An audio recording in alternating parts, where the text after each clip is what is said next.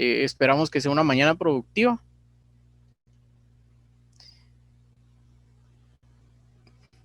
Bueno, el contenido, vamos a abarcar los conceptos básicos de la energía eléctrica, qué es la calidad de energía, cuál es la energía ideal y los orígenes de la mala calidad de la energía, ¿verdad? Que pueden afectar los sistemas o los equipos que tenemos instalados en nuestras instalaciones.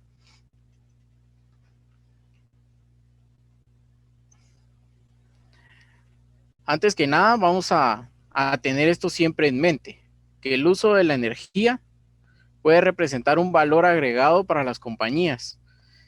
Esto ya al finalizar la presentación nos vamos a dar cuenta por qué es importante la calidad de la energía y hacer el buen uso de esta en la industria, ¿verdad? Entonces iniciamos con los conceptos básicos y vamos a empezar hablando sobre qué es el voltaje. Eh, el voltaje es la cantidad de energía potencial entre dos puntos en un circuito. Básicamente, un punto tiene más carga que otro y a esta diferencia de carga entre los dos puntos se le llama voltaje, ¿verdad? A esto se mide en voltios. eh, y para ejemplificar un poco más sobre el voltaje, vamos a describir el voltaje, la corriente y la resistencia. Vamos a hacer una analogía común con un estanque de agua, ¿verdad? Así como se ve en la imagen. En esta analogía, la carga la vamos a representar por la cantidad de agua, el voltaje lo vamos a representar por la presión del agua y la corriente la vamos a representar por el flujo de agua. Entonces, tenemos que estar conscientes de que para este ejemplo vamos a utilizar el agua como carga, la presión como voltaje y el flujo como corriente. Ahora, si consideramos un estanque de agua a una cierta altura sobre el suelo, tal como se ve en la imagen, en la parte inferior de este tanque va a haber una manguera. La presión al final de la manguera la vamos a representar como el voltaje. El agua en el estanque representa la carga. Mientras más agua exista en el tanque, más alta va a ser la carga y más grande va a ser la presión medida al final de la manguera. En conclusión, un circuito dotado de alto voltaje tendrá una mayor capacidad de trabajo. Esto quiere decir de que si nuestro tanque fuera más grande, vamos a tener más capacidad y más fuerza de mover cosas. Es el mismo caso de la electricidad. Entonces podemos pensar esto como el estanque es una batería, que es un lugar donde podemos almacenar una cierta cantidad de energía y después liberarla. Si vaciamos nuestro estanque una cierta cantidad, la presión creada al final de la manguera va a bajar. Entonces podemos pensar esto como el voltaje decreciente, ¿verdad? Como cuando encendemos una linterna y esta se va atenuando la luz porque se va descargando la batería. Esto también, si lo relacionamos con el tanque, hay una disminución de la cantidad de agua que va a fluir a través de la manguera. Entonces, esta menor presión va a significar que hay menos agua que fluye, lo cual esto nos va a llevar a la corriente y la resistencia. Nos va a relacionar a eso a continuación.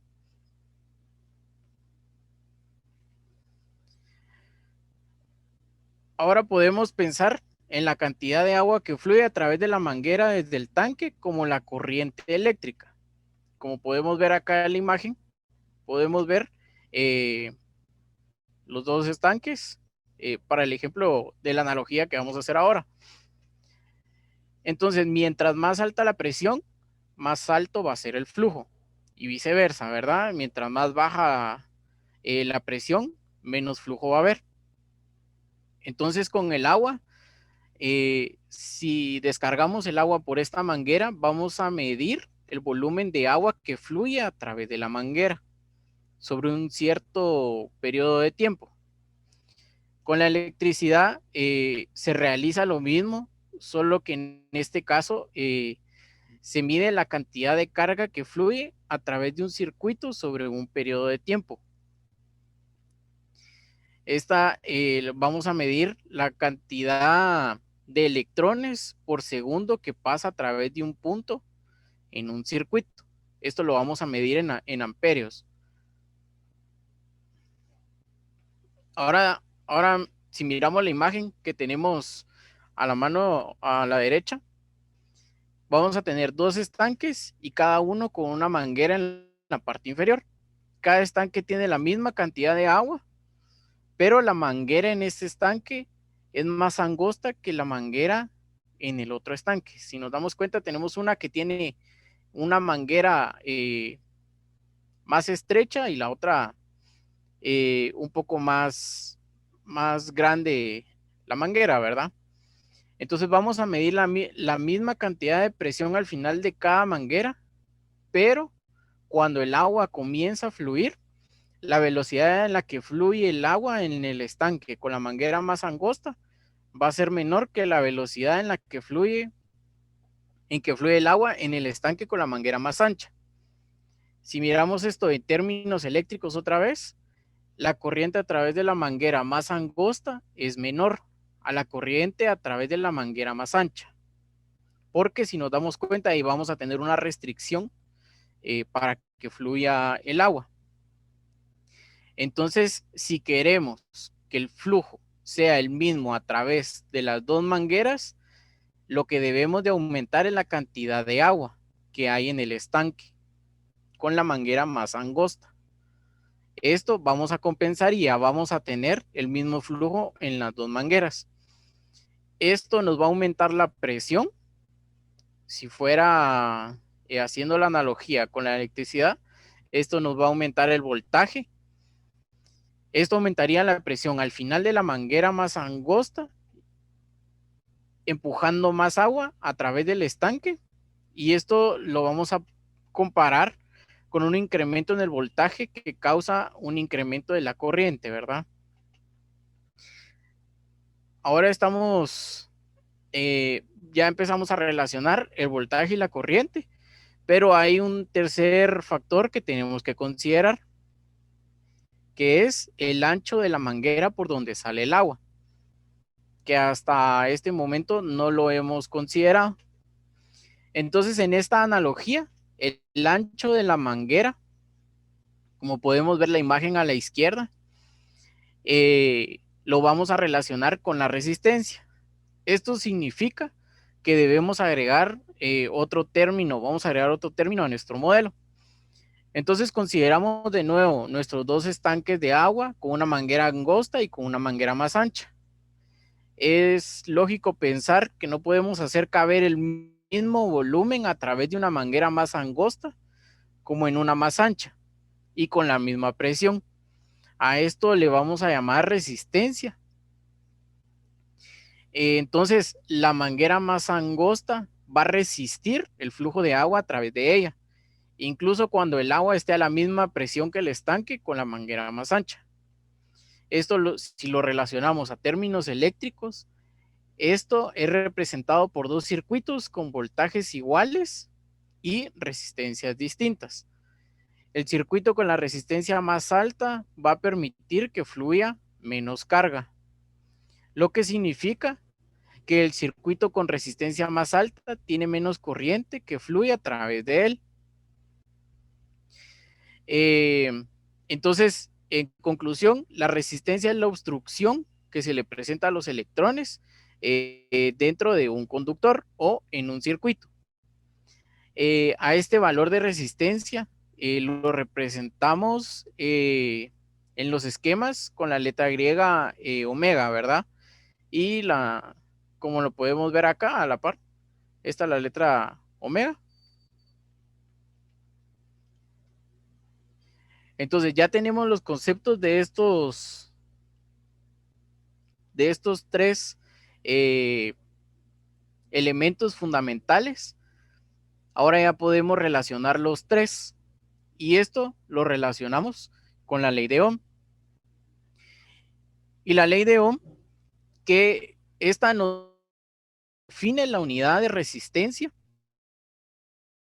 como la resistencia entre dos puntos en un conductor, donde la aplicación de un voltio empujará un amperio.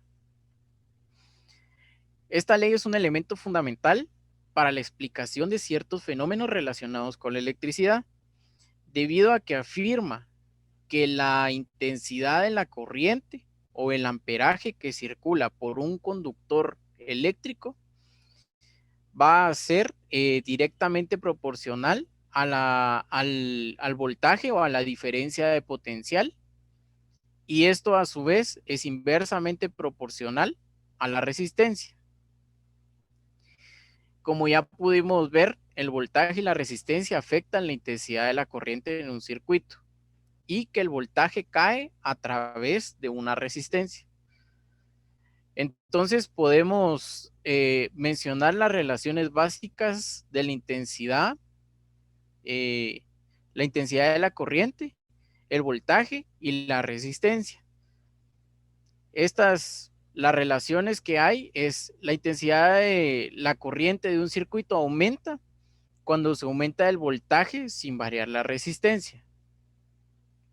Y la intensidad de corriente de un circuito puede disminuir cuando se aumenta la resistencia sin variar el voltaje. Estas definiciones las podemos expresar de forma matemática a través de una fórmula. Entonces, si tenemos un circuito por donde pasa cierta cantidad de corriente, a este paso de corrientes se debe a que cierto voltaje lo obliga a hacerlo, y que la intensidad de la corriente es limitada por la resistencia del circuito. Entonces, la cantidad de corriente depende de la magnitud del voltaje y la cantidad de resistencia que hay en el circuito. Entonces vamos a tener estas expresiones de la ley de Ohm, que algunos de ustedes más de alguna vez ya la vio o la conoce. Esta la podemos expresar por medio de la ecuación voltaje es igual resistencia por corriente. También donde aquí tenemos una B, una R y una I, donde la B es el voltaje, la I es la corriente y la R es la resistencia. La B la utilizamos en volts, la R en ohmios y la I en amperios. Con esta relación que existe de este triángulo de la ley de Ohm, podemos definir, dependiendo lo que nosotros conozcamos de nuestro circuito, podemos encontrar el otro valor. Conocemos dos, podemos encontrar un tercero. Podemos encontrar el voltaje si conocemos la resistencia y la corriente, o podemos conocer la resistencia si tenemos el voltaje y la corriente, o podemos calcular la corriente si conocemos el voltaje y la resistencia de nuestro circuito.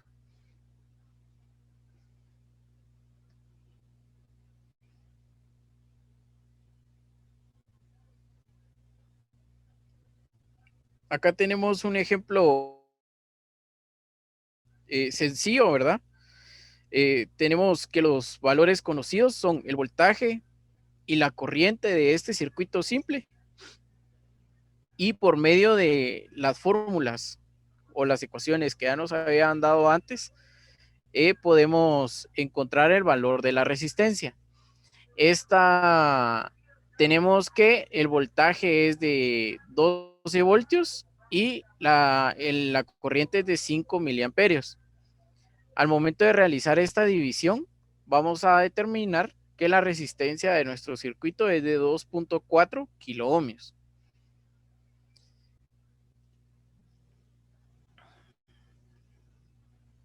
Ya que tenemos claro que es la ley de Ohm, vamos a pasar a los siguientes dos términos que son también un poco extensos.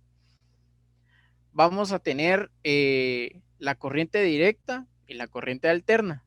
La corriente directa o corriente continua es aquella, o se le llama así, cuya carga eléctrica o electrones fluyen siempre en el mismo sentido en un circuito eléctrico cerrado. Nosotros, la electricidad se le llama así a la electricidad al movimiento de electrones. El electrón en la corriente directa se va a mover del polo negativo hacia el polo positivo de una fuente de voltaje.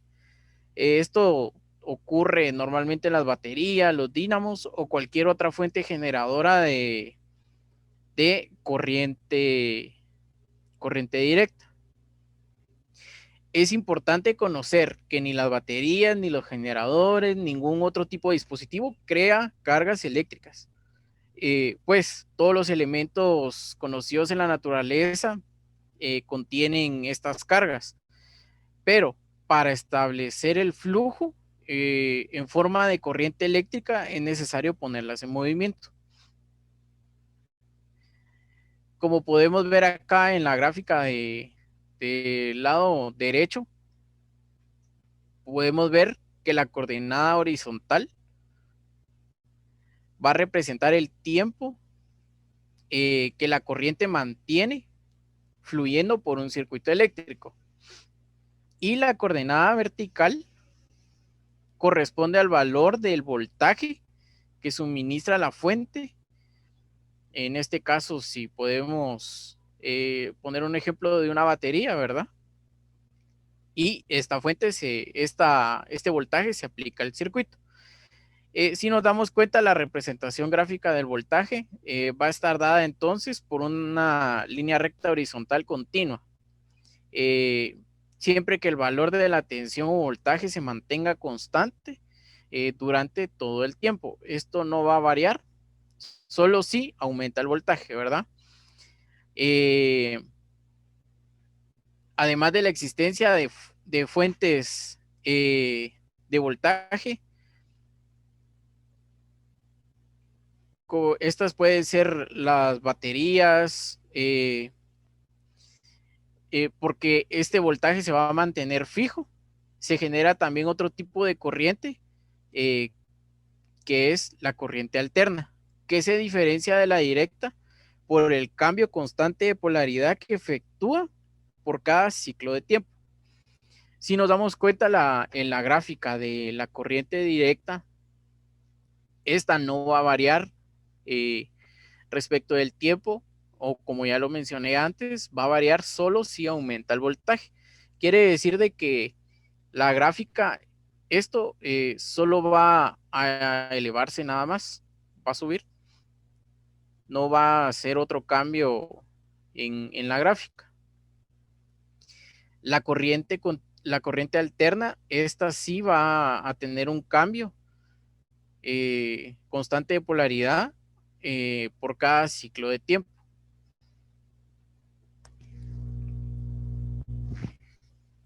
Entonces, la característica principal de una corriente alterna es que durante un instante de tiempo, un polo es negativo y el otro polo y el otro es positivo, ¿verdad?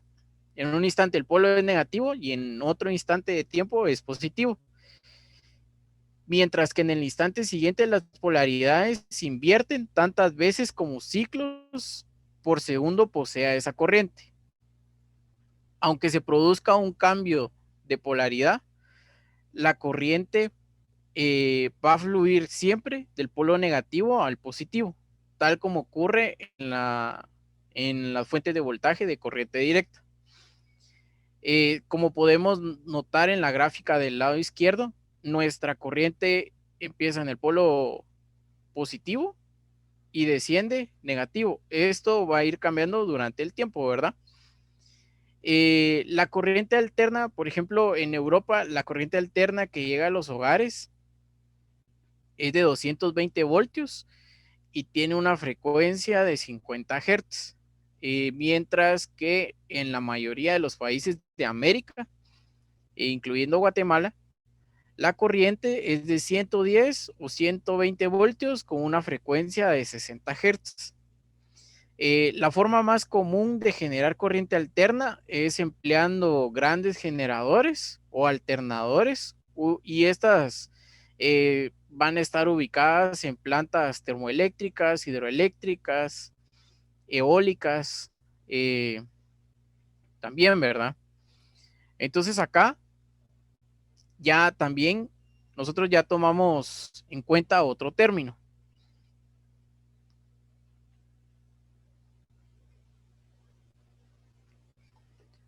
Otro término que ya mencionamos, que es la frecuencia. La frecuencia de la corriente alterna se le llama así al número de ciclos por segundo de una onda senoidal de la corriente alterna. Lo vamos a decir de otra forma, que es la frecuencia, va a ser la velocidad a la que la corriente cambia de sentido por segundo. Esta la vamos a medir en hertz o en hercios y el hercio es igual a un ciclo por segundo. En su forma más básica, la frecuencia es cuántas veces se repite algo, nada más. En el caso de la corriente eléctrica, la frecuencia es el número de veces que una onda senoidal se repite o se completa. Un ciclo tiene que ser de positivo a negativo. Ahí nosotros ya sabemos que se cumple un ciclo. Ahora vamos a saber qué es el periodo, y el periodo es el tiempo en el que se tarda en completar un ciclo esta onda senoidal. Nosotros podemos determinar el valor de la frecuencia si conocemos el periodo, eh, o podemos conocer el periodo si conocemos la frecuencia. Normalmente para una frecuencia de 60 Hz tenemos un periodo de 16 milisegundos. Eso es lo que se tarda una onda en completar un ciclo. Es el tiempo que dura un ciclo, ¿verdad?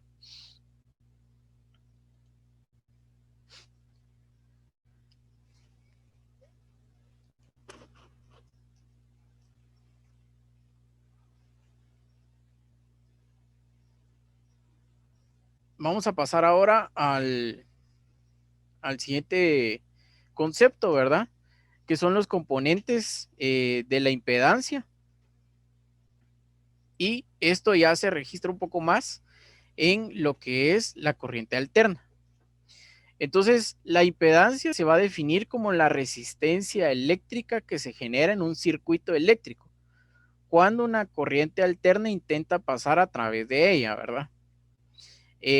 A diferencia de la resistencia en corriente continua, la impedancia se expresa a través de números complejos. Esto quiere decir de que hay una parte real y una parte imaginaria. El término de impedancia lo utilizamos principalmente en los circuitos de corriente alterna, donde hay capacitores e inductores, y estos van a presentar una oposición al flujo de corriente que está en función de su valor, así como de la frecuencia del circuito. El circuito eléctrico más simple es el de la impedancia resistiva, el que tenemos en la imagen, ¿verdad? Cuando está formado, esto se da, la impedancia va a ser totalmente resistiva cuando esta está formada exclusivamente por una resistencia o la combinación de varias resistencias. Podemos tener acá el ejemplo de una bombilla de 100 ohms. Esto nos va a representar una resistencia de 100 ohms y una impedancia del mismo valor, porque aquí no tenemos ninguna inductancia y ninguna capacitancia. O bien puede ser la combinación de dos bombillas que los conectamos en paralelo, y esto nos va a tener una resistencia equivalente de 50 ohmios. Entonces, por consiguiente, vamos a tener una impedancia de 50 ohmios.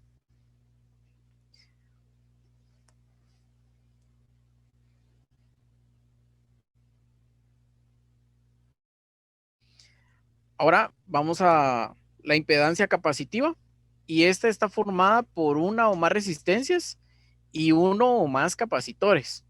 De igual manera que la resistencia y la capacitancia no se pueden reducir a un solo término. Esto no se puede, que yo diga, los voy a juntar y voy a sumar esto para hacer algún cálculo, no se puede.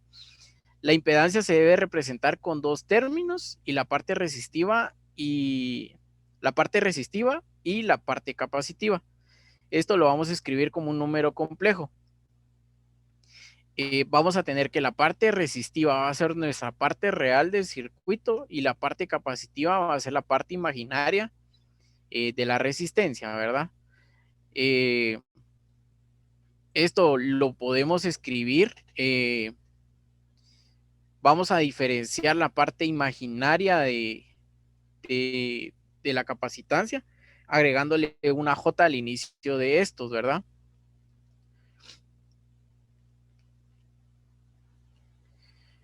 Ahora vamos a pasar a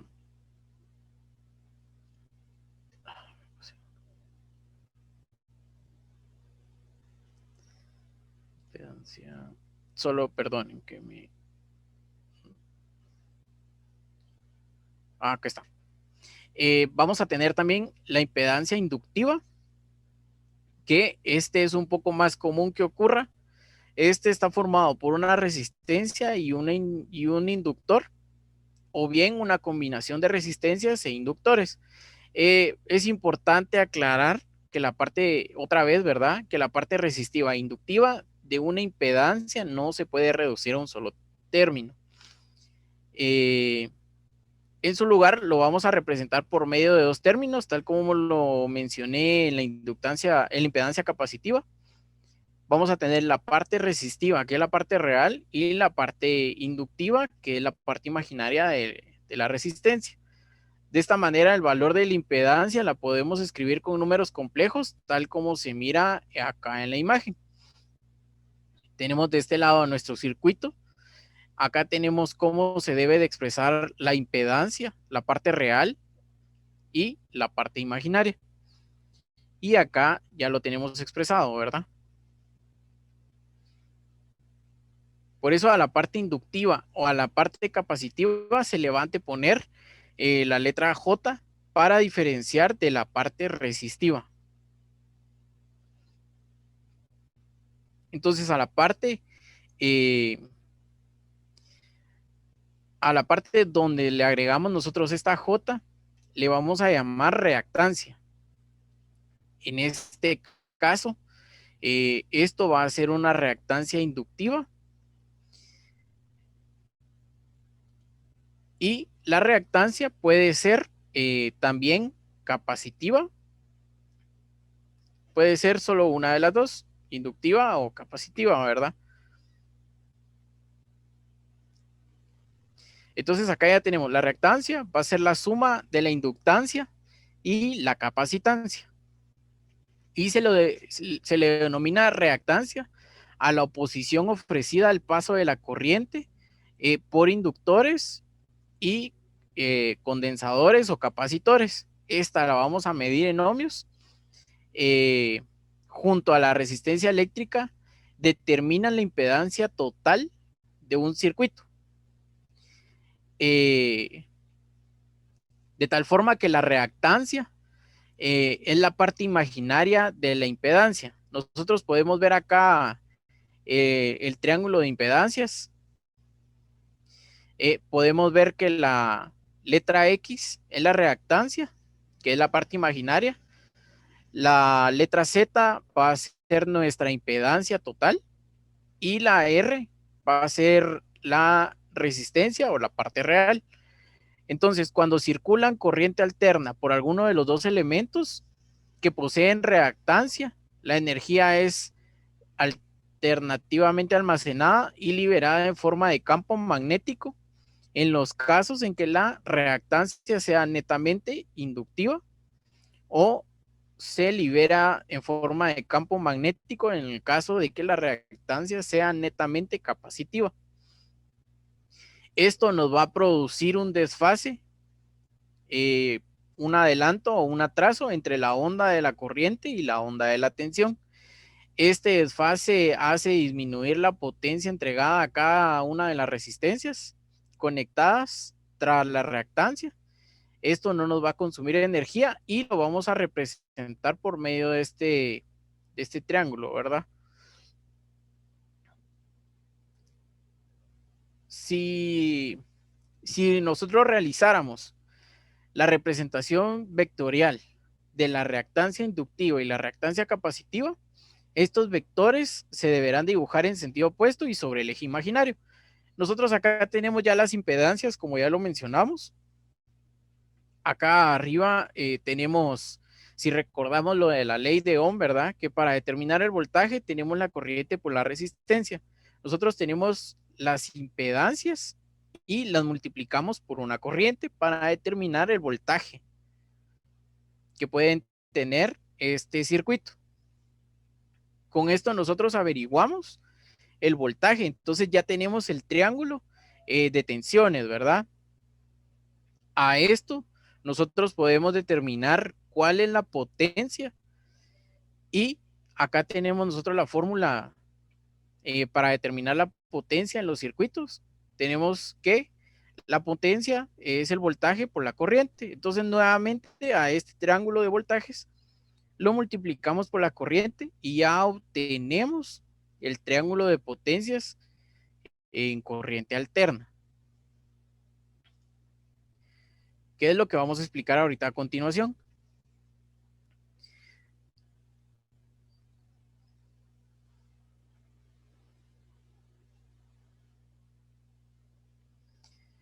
Bueno, entonces ya que sabemos de dónde viene ese triángulo de potencias, vamos a saber de que estas pueden ser la potencia activa, la potencia reactiva y la potencia aparente. La potencia activa también va a ser llamada potencia real, es la que realiza, eh, la que lleva a cabo el trabajo real dentro de un circuito eléctrico. Esta se define como la potencia consumida por la parte resistiva de un circuito. Como la resistencia no produce ninguna diferencia del fasor entre la tensión y la corriente, toda la potencia útil se entrega directamente a la resistencia. Y esta es convertida en calor, en luz o en trabajo, ¿verdad? Un ejemplo aplicado puede ser las bombillas o cualquier tipo de resistencia que exista en el circuito eléctrico. Esta es la potencia consumida, es la que registran la potencia real consumida es la que se registran los contadores de la empresa eléctrica, ¿verdad? La potencia reactiva es la energía consumida en un circuito que no realiza ningún trabajo útil, pero tiene un gran efecto en el cambio de fase entre el voltaje y la corriente. La potencia reactiva está vinculada a la reactancia, que esta, como ya vimos anteriormente, es producida por inductores y capacitores, y esto contrarresta los efectos del poder real. La potencia reactiva no existe en circuitos de corriente continua. Esto es claro de mencionar. Esto solo va a existir en corriente alterna. A diferencia de la potencia real, que hace todo el trabajo, la potencia reactiva realiza de alimentación de un circuito, esto debido a la creación y a la reducción de ambos campos magnéticos o electrostáticos capacitivos. Esto puede ser como las bobinas de los motores o bien un banco de capacitores que nosotros conectemos en nuestro circuito. La energía almacenada por un inductor en su campo magnético intenta controlar la corriente, mientras que la energía almacenada por un capacitor trata de controlar la tensión.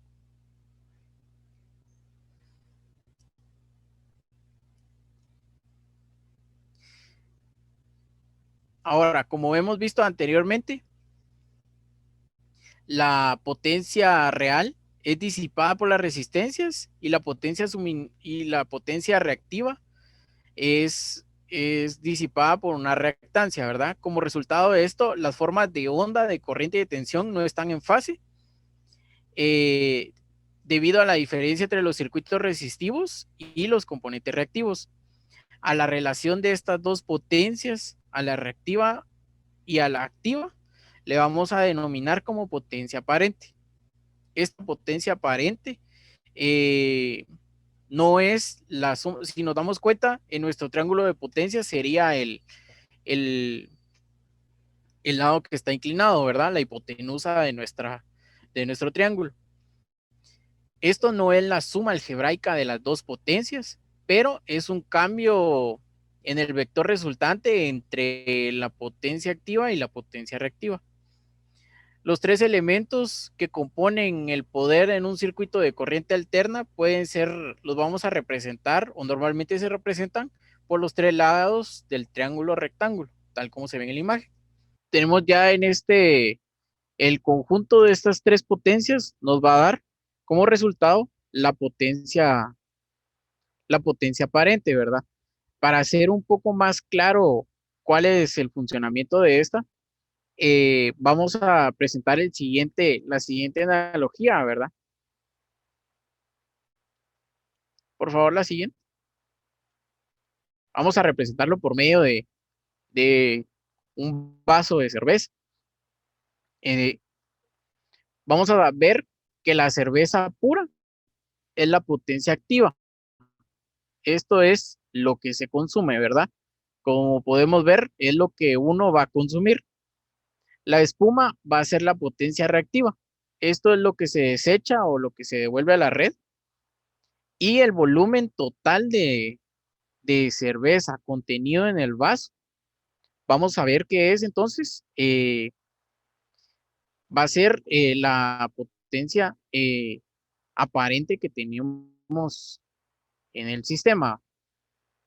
Hay que considerar, eh, por ejemplo, el vaso, todo el vaso va a ser la infraestructura eléctrica instalada en nuestra empresa. Si, si hay una considerable cantidad de espuma y poca cerveza, quiere decir que se está aprovechando muy poco la potencia activa. La solución para esto es corregir con un banco de capacitores en el circuito, ya que la reactancia capacitiva va a disminuir el consumo de la potencia reactiva de nuestro circuito. Entonces, sabiendo esto, podemos pasar a la siguiente diapositiva, donde ya vamos a poder tocar qué es el factor de potencia. Entonces, la empresa eléctrica, ¿cómo va a saber si hacemos buen uso de la potencia? Ellos van a saber, lo hacen con la ayuda del factor de potencia, que es la cantidad de energía eléctrica que se ha convertido en trabajo. El factor de potencia es la relación entre la potencia real y la potencia aparente, como podemos ver en el recuadro rojo. Eh, Tenemos ahí la relación entre la potencia real y la potencia aparente, o la relación entre la energía que se convierte en trabajo y la energía eléctrica que un circuito o dispositivo consume, ¿verdad? Eh, Quiere decir esto que el cociente entre el voltaje total aplicado a un circuito y el voltaje en la parte resistiva del mismo, el factor de potencia nos va a medir la eficiencia de un consumo eléctrico a la hora de convertirlo a potencia útil como luz, calor o movimiento mecánico. Si eh, este ángulo que hay entre la potencia aparente y la potencia real fuera 0 grados, quiere decir de que entre el voltaje y la corriente no hay desfase. Es un circuito totalmente resistivo y el factor de potencia es 1. Si nuestro ángulo fuera de 90 grados, estos serían los dos valores así extremos. Cuando entre el voltaje y la corriente hay un desfase, que queremos decir de que es un circuito totalmente reactivo. El factor de potencia en ese caso sería 0. Ya conocemos qué es el factor de potencia, podemos pasar a la siguiente diapositiva. Vamos a saber ahora qué tipo de conexiones nos puede brindar el, el servicio de electricidad, ¿verdad? Entonces, vamos a ver que tenemos una conexión monofásica, que son aquellas que tienen una única fase y una única corriente alterna, ¿verdad? Generalmente estas son de menores a 10 kilowatts y son las que se emplean en los hogares. Esta consiste en circular una corriente por una sola vía, esto por un solo cable, la instalación monofásica posee una sola fase y dispone de una única corriente alterna. Como podemos ver en la imagen, nos damos cuenta que solo entra una fase y el cable de neutro, ¿verdad? Porque por ahí regresa nuestra electricidad. Aquí podemos, con este tipo de conexión, nosotros podemos tener todos los aparatos estándar, ¿verdad? Pasamos a la siguiente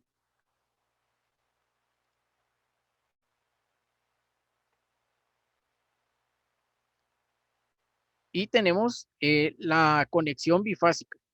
Este sistema de producción y distribución está basado en dos tensiones eléctricas alternas desfasadas en la frecuencia. Cada fase va a estar desfasada por 90 grados.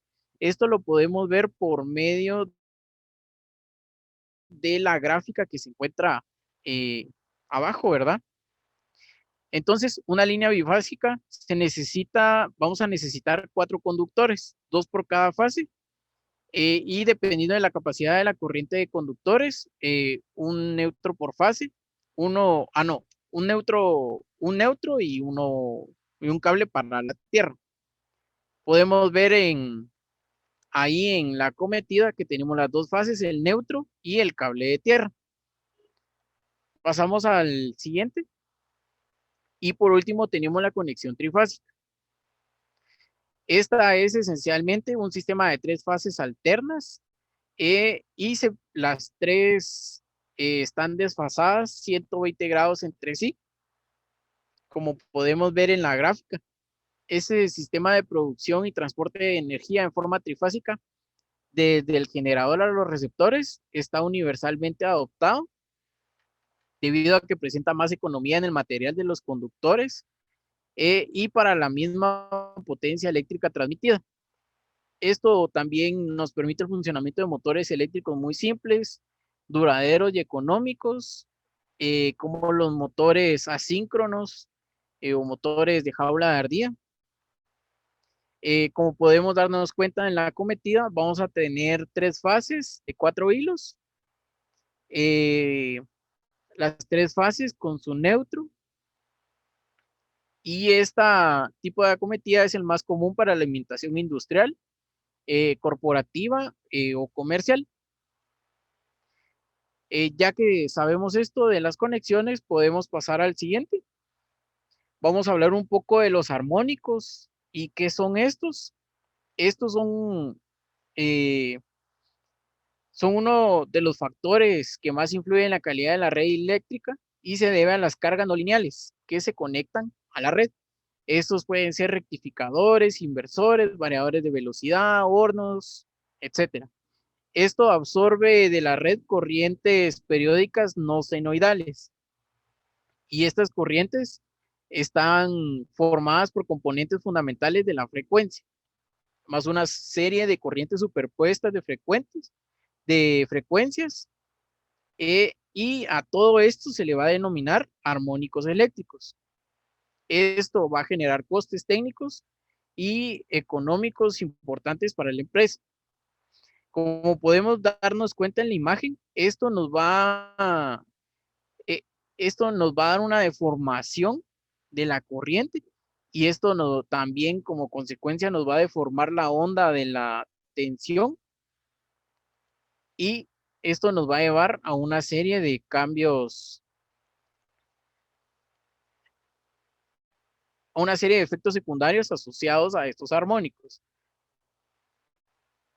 que vamos a poder ver un poco más adelante. La siguiente, por favor.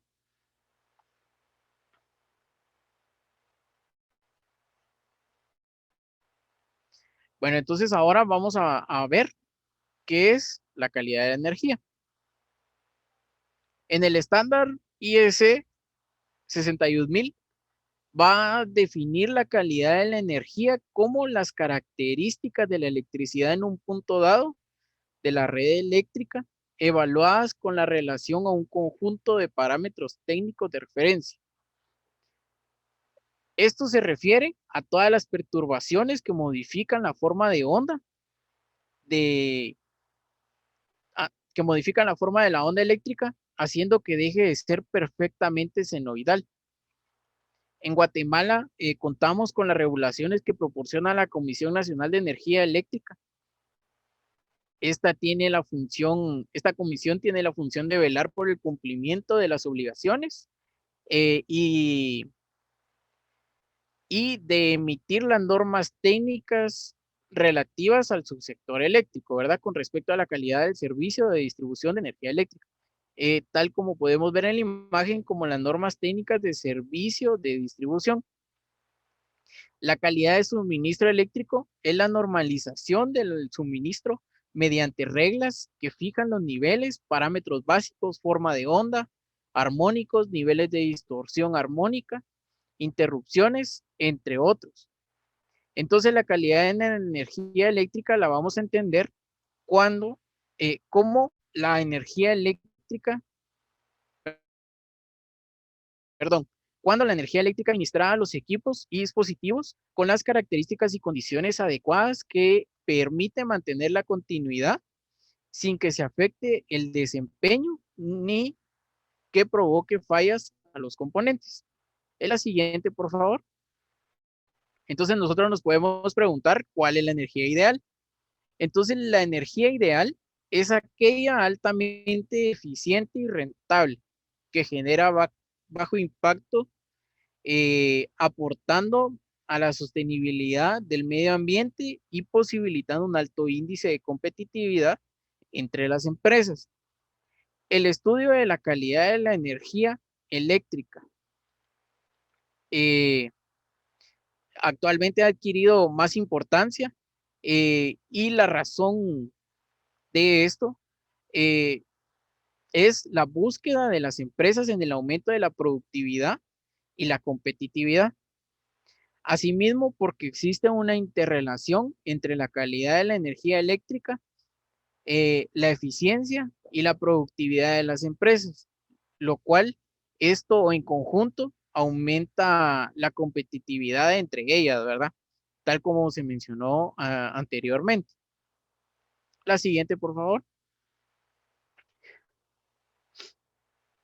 Entonces, ¿cómo podemos tener una buena gestión para asegurar la calidad de la energía eléctrica en nuestra instalación? Se asegura optimizando el uso de esta, ya que puede representar un valor agregado para las compañías independientemente del sector o tipo de industria a las que pertenecen, ya que se darán cuenta las empresas de qué tan eficiente es el recurso con el que funcionan, si entregan más servicios con la misma entrada de energía o los mismos servicios con un menor consumo de energía. Como se mencionó antes, existe una interrelación entre la calidad de energía eléctrica, la eficiencia y la productividad. Entonces, ¿cómo nosotros vamos a llegar a esto? La siguiente, por favor. Vamos a llegar a esto con la ayuda de estos 6 pasos que nos van a ayudar a aumentar la competitividad de las empresas y para optimizar el proceso productivo mediante formalizar una política energética al interior de la empresa. Es importante esta política para que se tomen medidas importantes y con respaldo en la empresa, ¿verdad? Invertir en equipamiento energético eficiente, automatizar los procesos mediante dispositivos electrónicos y de computación, ¿verdad? Analizar el registro de uso y consumo de la energía, analizar la factura eléctrica, si nosotros estamos pagando lo que de verdad estamos consumiendo o necesitamos estar en otro régimen de consumo. Realizar un estudio de calidad de energía. En esta fase, nosotros cuando realizamos el estudio de calidad de energía, vamos a ejecutar la medición del consumo basado y nos vamos a basar en esto para determinar el consumo real de la producción. A esto también se le conoce como diagnóstico energético Y con esto finalmente se puede fijar las áreas o departamentos con oportunidad de mejora, donde no se esté aprovechando de manera eficiente la energía eléctrica. Y por último, el paso número 6, tenemos que evitar el envejecimiento prematuro de los equipos, ya que se pueden evaluar el reemplazo por otros de bajo consumo y así mejorar la energía recibida. Además, con esto vamos a garantizar la disponibilidad de estos en el área de trabajo. Junto con esto se encuentra también el sustituir el equipamiento y máquinas viejas, que normalmente las empresas utilizan porque han funcionado siempre, pero no son eficientes. Son ya casi obsoletas y es importante cambiarlos por otros equipos modernos de mayor rendimiento en producción y en tiempo, ¿verdad? Al seguir estos pasos, la empresa está contribuyendo con la calidad de las señales de tensión y corriente, tanto como a la continuidad y confiabilidad del servicio de energía eléctrica. La siguiente, por favor. Entonces, siguiendo esto, nosotros nos podemos preguntar qué puede originar la mala calidad de la energía. La siguiente. Entonces, lo que origina la mala calidad de la energía lo podemos ver que el Instituto de Ingenieros Eléctricos y Electrónicos desarrolló un estándar donde incluye definiciones de las perturbaciones energéticas.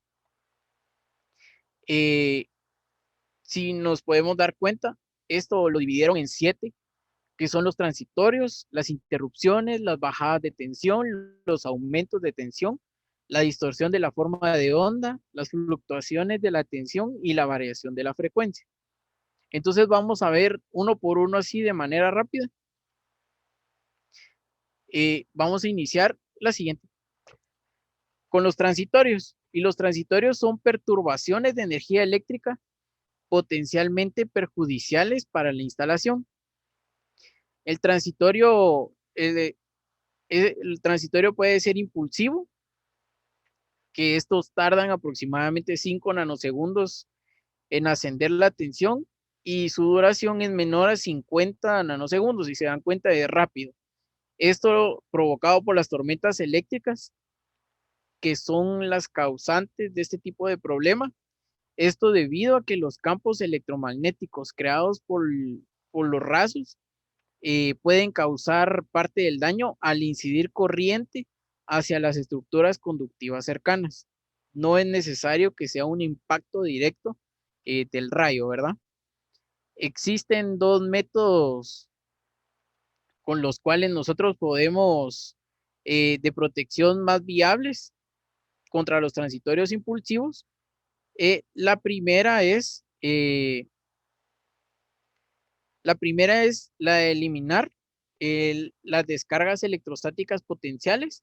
Esto lo hacemos reduciendo la humedad en el ambiente de trabajo o bien equipos conectados con descarga a tierra.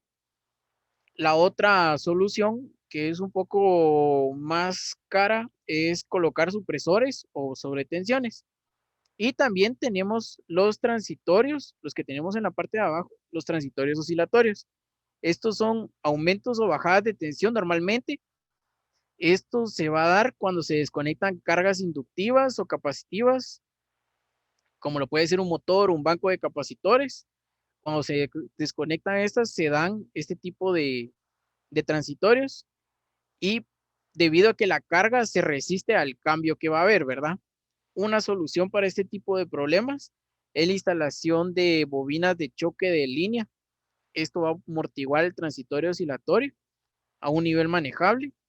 Y este normalmente se da en cargas de gran tamaño. La siguiente, por favor. Vamos a tener las interrupciones, que las interrupciones son pérdidas totales de la tensión o corriente de la corriente del suministro eléctrico. Esta las vamos a clasificar según la duración que puede ser instantánea, momentánea, temporal y sostenida. Las causas de las interrupciones pueden variar y generalmente son el resultado de algún tipo de daño a la red de suministro eléctrico, como caídas de rayos, animales, árboles que caen sobre las líneas de tensión, accidentes vehiculares que boten postes, al igual que vientos fuertes, etc. La infraestructura de la red eléctrica está diseñada para compensar estas interrupciones de manera automática, pero esta no es infalible, ¿verdad? Entonces, lo que determina la duración en la mayoría de las interrupciones son los reconectores automáticos, ya que estos detectan el aumento de corriente por un cortocircuito y se abren para luego de un tiempo fijo, el reconector devuelve el suministro luego de resuelta la falla. Si la falla no está resuelta, no se reconecta el servicio. Pasamos a la siguiente, que son bajadas de tensión. Si nos damos cuenta, las bajadas de tensión tienen una duración aproximada de 0.5 ciclos a 1 minuto. Normalmente son provocadas por fallas en el sistema o en el encendido de grandes cargas con altas demandas de corriente de arranque. Un ejemplo de esto puede ser el arranque de grandes motores dentro de una planta industrial. Esto puede dar como resultado una caída significativa de la tensión, ya que un motor puede consumir en el arranque 6 veces su corriente nominal. Imaginémonos esto, si alguien abriera los chorros de la casa al mismo tiempo en, en, y abro el chorro del baño de la ducha, el agua saldría fría debido a que ahí no hay una presión de agua, ¿verdad? Una de las soluciones eficaces para este problema es la creación de un circuito dedicado para cargas con gran corriente de arranque. Pero esta solución no sería una solución más económica ni práctica porque normalmente ya las instalaciones ya están puestas, entonces incurrirían más daños. Otra de las instalaciones, otra de las soluciones es instalar arrancadores de tensión reducida o arrancadores suaves, variadores de frecuencia. Esto que nos van a ayudar a regular la velocidad del motor. La siguiente, por favor. Tenemos también que son los aumentos de tensión, que son la forma inversa de las bajadas de tensión, ya que estas tienen un aumento con una duración de 0.5 ciclos a 1 minuto. Las causas pueden ser reducciones repentinas de carga y una falla monofásica sobre el sistema trifásico. En el suministro eléctrico se da cuando la carga se reduce de una gran manera y se sigue suministrando la misma capacidad de energía cuando la necesidad de suministro es mucho menor. Ahí vamos a tener un aumento de tensión o una sobretensión. Esto lo podemos imaginar como cuando nosotros ponemos el dedo en el extremo de una manguera. Lo que va a suceder es que la presión va a aumentar porque el orificio donde sale el agua se ha hecho un poco más pequeño, pero la cantidad de agua que sale de la manguera sigue siendo la misma. Esto lo podemos evidenciar con el parpadeo de luces. Esto nos va a dar una degradación de contactos eléctricos, daño a semiconductores en equipos electrónicos y la degradación del aislamiento del conductor eléctrico debido al calentamiento que éste va a sufrir. Pasamos a la siguiente. Vamos a tener distorsiones de onda también, de la forma de onda, que esta distorsión de onda, como ya lo vimos, lo pueden ocasionar los armónicos. Desplazamiento, puede existir diferente tipo de distorsión de onda, por desplazamiento por corriente continua, por armónicos, por interarmónicos, por corte interminente y por ruido. El primero normalmente se va a dar por fallas en rectificadores de corriente alterna a corriente directa, estos que existen en los equipos electrónicos. Entonces la corriente directa puede transponer y agregar corriente indeseada a dispositivos que están funcionando a un nivel nominal. Como podemos ver la gráfica, aquí se modifica la forma de onda Esto nos va a resultar como un sobrecalentamiento y la saturación de los transformadores.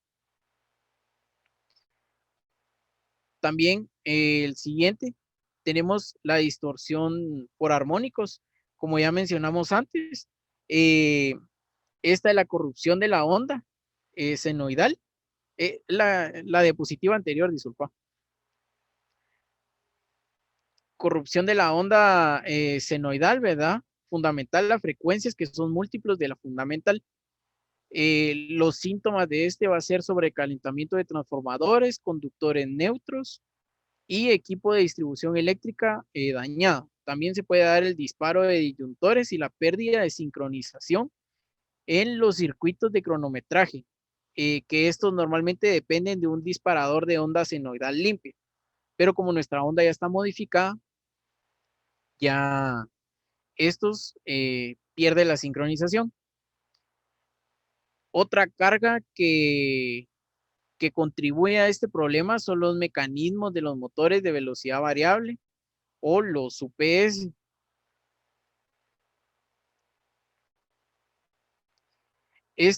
Las podemos solucionar con el sobredimensionamiento de los conductores de neutro, la instalación de transformadores de factor K, que este factor eh, define como un factor opcional que indica la capacidad que tiene el transformador para manejar corrientes no sinusoidales.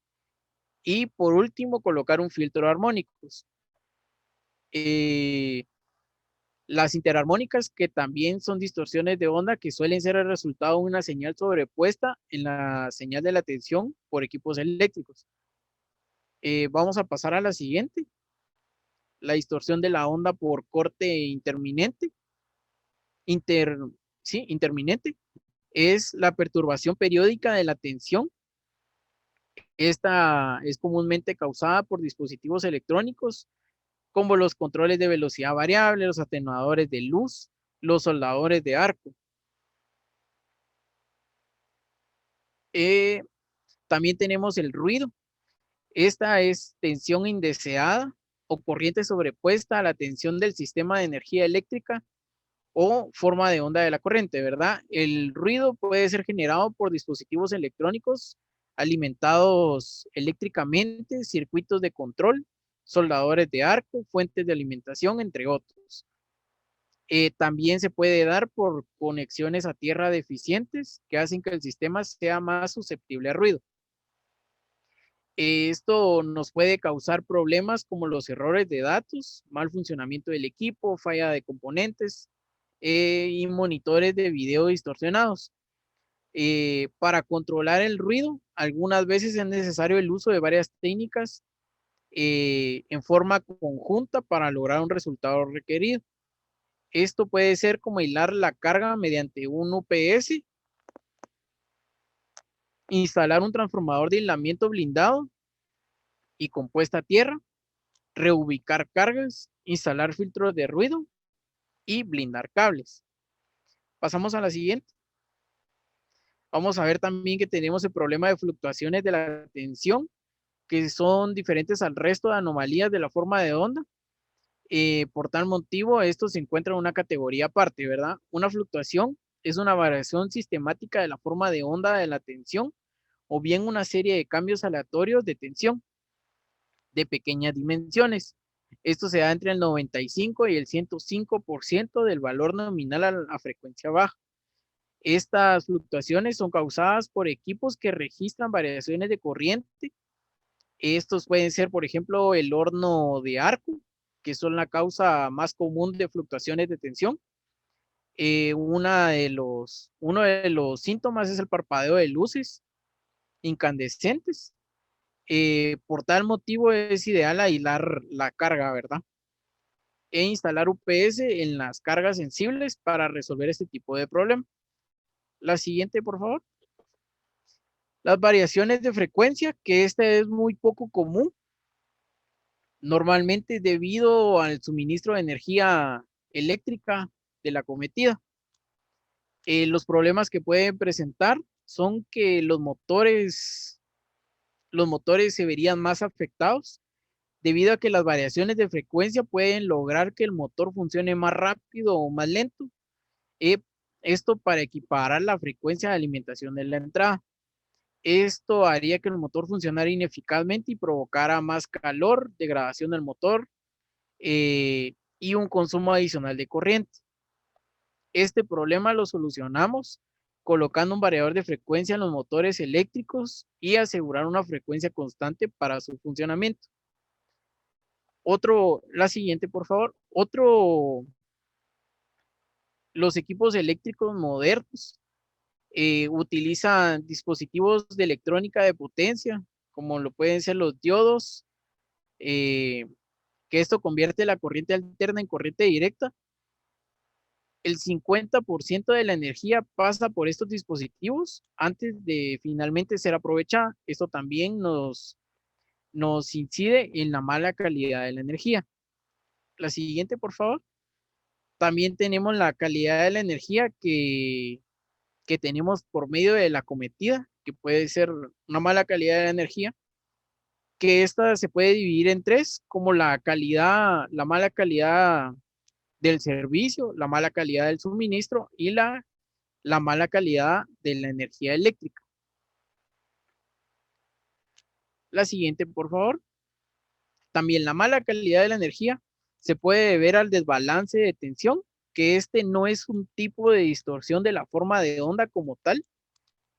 Por tal motivo no estaba enumerado en el listado anterior, pero el desbalance de tensiones se da cuando estas tres tensiones no son iguales en un sistema trifásico, causadas por la conexión de las cargas en la instalación.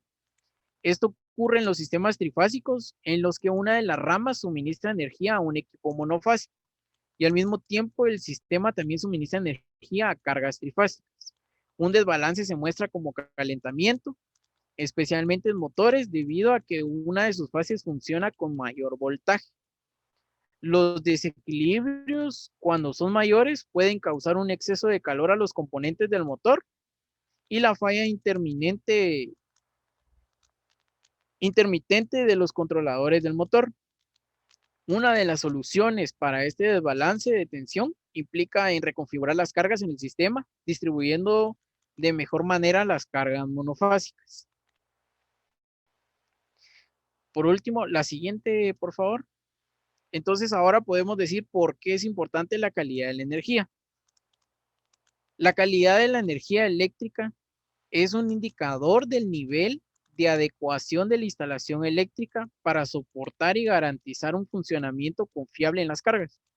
Una perturbación eléctrica o un evento puede afectar a la tensión, la corriente o la frecuencia. También la calidad de la energía eléctrica en las empresas es un indicador de la eficiencia en el uso que se le da de la energía, eh, ya que como se mencionó anteriormente, el hacer buen uso de esto aumenta la productividad de la empresa y va a reducir costos en fallos de componentes eléctricos y electrónicos.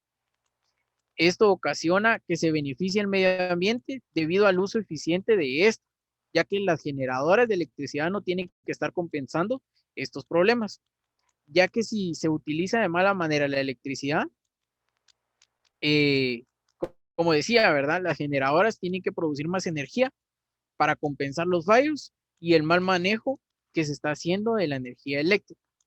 Por tal motivo es importante considerar la calidad de la energía o realizar un estudio de calidad de energía eléctrica en las instalaciones, eh, en las instalaciones eléctricas o el circuito eléctrico de una instalación. Pues hasta aquí llegamos con este tema de calidad de energía. Es un poco extenso. Nuevamente les pido disculpas por el problema que tuve técnico y ahorita tenemos una sección de preguntas.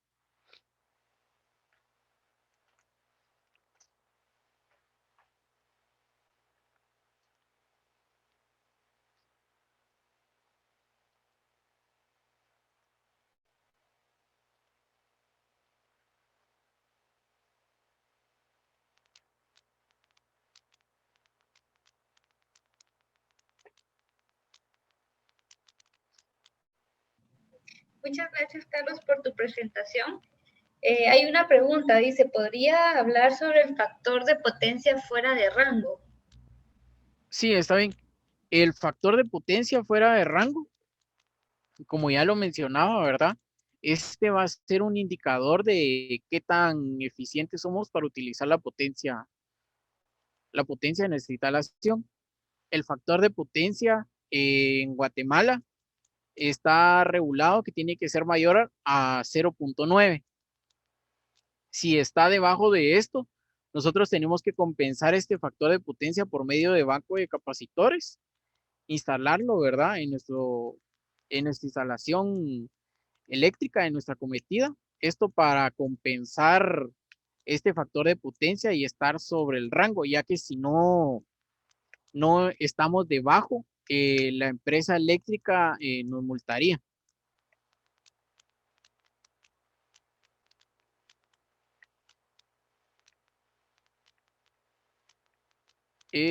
Vamos a ver, Selvi Santos, si está en 0.96, sí. Sí, el rango es entre 0.9 y 0.96, donde es ideal que esté el factor de potencia. Si Mario Villalta, sí, si una empresa tiene contratada cierta cantidad de energía y está consumiendo muy por debajo de esta, esto es malo. No es malo no, lo que está pasando es de que usted está pagando más de lo que debería de pagar. Por esta razón es importante que haga un estudio de calidad de energía para determinar cuál es su consumo real y ya con este dato usted dirigirse a la empresa eléctrica y ya eh, renegociar, ¿verdad? O contratar una potencia menor a la que usted necesita, porque ahorita usted tal vez está en un régimen y le están cobrando un poquito más, y esto puede reducir costos, ¿verdad?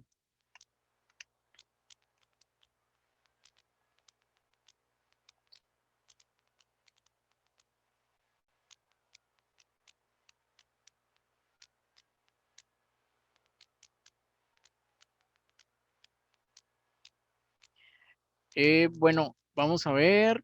eh, Hay una pregunta acá que dice, ¿algún dato respecto al costo que implica una falta de optimización en cuanto al uso de la energía eléctrica? ¿Ok? En la industria. Ok. Sí, dato como tal, no le puedo proporcionar ahorita, pero estos costos los vamos a ver reflejados en el cambio o en el fallo que puedan presentar los equipos.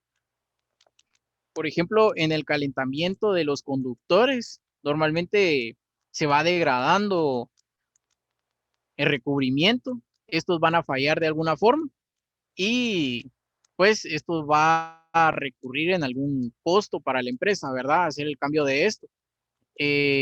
Pero un dato así exacto como tal no le puedo proporcionar ahorita. Vamos a ver, Víctor Romero dice, buen día, yo trabajo con cajeros automáticos y debido a tantos problemas eléctricos hemos ido incrementando el nivel de los UPS. Por ejemplo, hemos usado, es decir, cada vez con un mejor factor de potencia y mejores tiempos de respuesta. ¿Qué otra estrategia podemos implementar o qué factor podemos tomar en cuenta para proteger mejor estos equipos? Ok, Víctor, lo recomendable es sí utilizar UPS que tengan supresores de tensión también, ¿verdad? Y que por los apagones que puedan registrarse en el circuito, esto le va a dañar, en este caso, los sistemas electrónicos del cajero, como la computadora que tienen ahí, ¿verdad? O las tarjetas se pueden quemar por sobretensiones. Entonces, una de las medidas que yo le recomendaría agregar al UPS es un supresor de picos también. Vamos a ver. Celia Espinosa pregunta, al instalar un variador de frecuencia para mejorar el funcionamiento de un motor, se introduce armónicos al sistema eléctrico. ¿Sí? ¿Y cómo se solucionaría esto? Ok, hay unos variadores de frecuencia que actualmente ya cuentan con supresores de picos, filtros de armónicos. eh, entonces, estos nos van a introducir armónicos, ya no van a introducir armónicos al circuito. Pero si no tenemos, lo ideal es instalar también un supresor de picos junto con estos variadores para evitar los armónicos en el sistema, ¿verdad? Y evitar problemas futuros.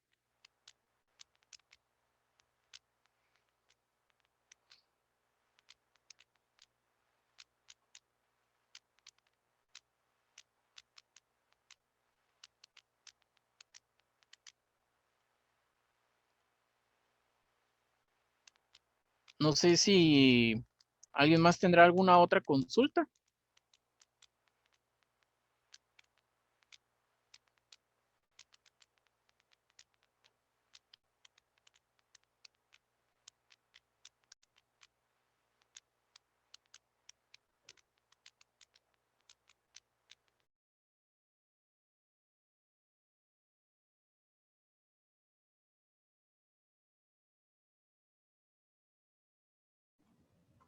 Bueno, muchísimas gracias a los que expusieron sus dudas y consultas. Si alguien más tiene alguna pregunta y no la pudo exponer el día de hoy, con muchísimo gusto puede escribirnos. Les voy a dejar en la cajita del chat nuestros correos para que puedan hacerlas llegar por ese medio. También, como Carlos mencionó al inicio de la presentación, el otro mes, el día jueves 22 de abril, vamos a dar inicio con el diplomado sobre desempeño energético.